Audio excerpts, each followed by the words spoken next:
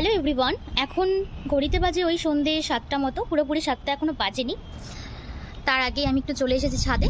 আর বাইরের অ্যাম্বিয়েন্সটা একটু দেখো, জাস্ট অসাধারণ।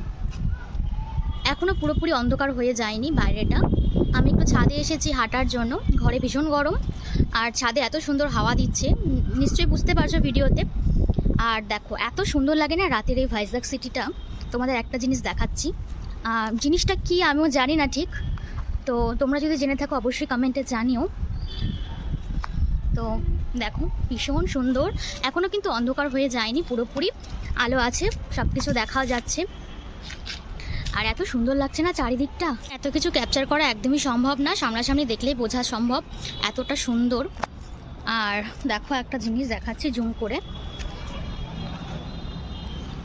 সামনে দেখতে পাচ্ছ একটা পাহাড় আছে বড়, আর পাহাড়ের পেছনে না ঠিক এরকম মানে আগুন জ্বলছে। বুঝতে পারছি না এখানে কি হচ্ছে। এটা কিন্তু প্রায় রোজই হয়, কি যে হয় আমি বুঝতে পারছি না। তোমরা যদি জেনে থাকো অবশ্যই কিন্তু একবার জানিও।